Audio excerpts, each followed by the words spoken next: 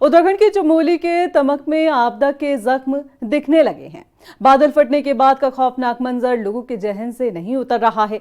नीति घाटी की लाइफलाइन बीआरओ का तैयार किया गया वैली ब्रिज का नामो निशान मिट गया है। सड़क पर रफ्तार पकड़ने वाली गाड़ियां मलबे में हैं। 12 गांव में ब्लैकआउट है। सीएम धामी रेस्क्यू ऑपरेशन की मॉनिटरिंग कर रहे हैं। क्षेत्र में अब क्या हालात हैं, इस रिपोर्ट में देखिए।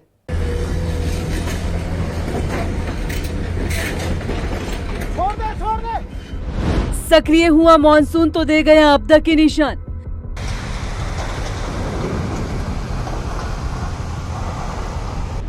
बादल फटने के बाद तमक में खौफनाक मंजर।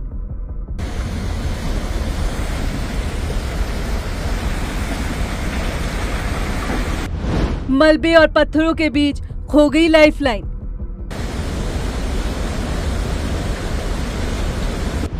रेस्क्यू ऑपरेशन की मॉनिटरिंग कर रहे सीएम।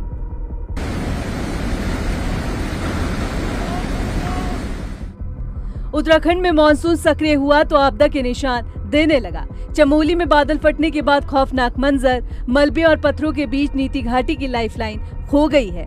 जहां कल तक गाड़ियां दौड़ रही थी, चीन सीमा रूट पर जिसने जिंदगी थामी हुई थी, जिसका निर्माण 1 महीने पहले हुआ था, बीआरओ के उस वैली ब्रिज का नामो निशान चंद सेकंड में मिट गया है।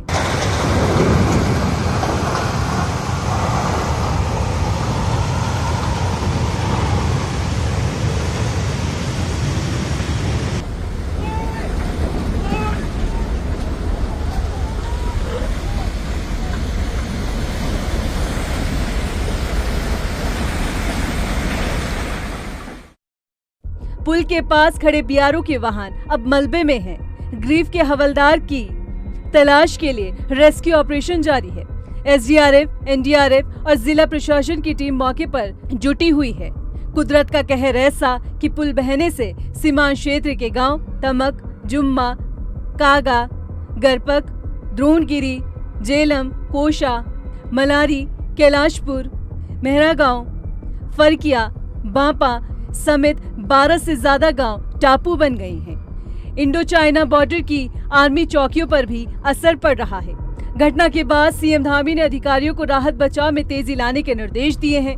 सीएम रेस्क्यू ऑपरेशन की खुद मॉनिटरिंग कर रहे हैं। आपदा प्रबंधन सचिव ने बताया है कि पुल निर्माण और वैकल्पिक मार्ग बनाने की जिम्मेदारी बीआरओ को दी गई है।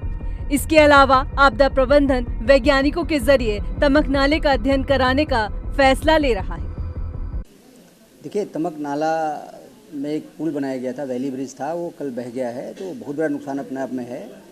उसके साथ साथ एक हमारे जवान की लापता होने की सूचना है।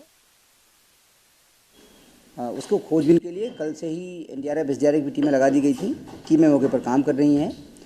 इसके अलावा अन्य क्षति का आकलन किया जा रहा है। प्रथम दृष्टया कोई विशेष क्षति की सूचना नहीं है और माननीय मुख्यमंत्री जी के द्वारा निर्देश दिया गया है कि जो आपदा प्रभावित क्षेत्र हैं वहाँ पर किसी प्रकार से आवश्यक वस्तुओं की या दैनिक उपयोग की वस्तुओं की कोई कमी न होने दिया जाए, इसको इंश्योर किया जाए। इसके लिए जिलाधिकारी से बात भी मेरी हुई है और ये बताया गया कि अगर कोई आवश्यकता हो तो उपलब्ध कराएंगे। शुरुआती जांच में तमक नाले में आए सैलाब की वजह घाटी में हुए क्लाउड बर्स्ट को माना जा रहा है। देखिए, कुछ चीज़ें होती हैं कि वो कंट्रोल में नहीं होती, आउट ऑफ कंट्रोल होती हैं। एक तो जो प्रेडिक्शन हमारे पास था वो बहुत अधिक बरसात की सूचना वहाँ पे नहीं थी, लेकिन अगर मान लीजिए सूचना होती भी तो हम पुल को कहीं शिफ्ट करना हमारे लिए संभव नहीं था। ऐसी कुछ चीज़ें होती हैं जो आपके हाथ में नहीं होती हैं, जिसमें आप कुछ कंट्रोल नहीं कर सकते, आउट ऑफ कंट्रोल होती हैं। ऐसी घटना अगर घटती है, बरसात अगर ज़्यादा होती है, तो उसका तरीका ये होता है कि हम पुल को ये प्रेडिक्शन करें कि यहाँ हाई फ्लड लेवल क्या था। अब जो अगला पुल जो बनाएंगे उसको हाई फ्लड लेवल को ध्यान में रखते हुए बनाएंगे कि जितना पानी ऊपर का जितना पानी आया अब तक 100 वर्षों का इतिहास में कैसा कितना पानी आया है उसको देख के बनाया जाएगा।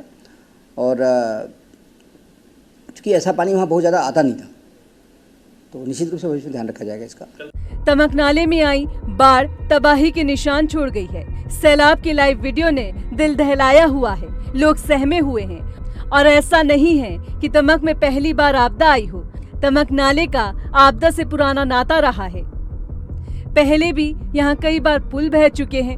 बीआरओ ने आरसीसी पुल बनाया था जो 1 साल पहले ही बह गया था। फिर ह्यूम पाइप से अस्थायी सड़क और बेली ब्रिज तैयार किया गया, यातायात चला।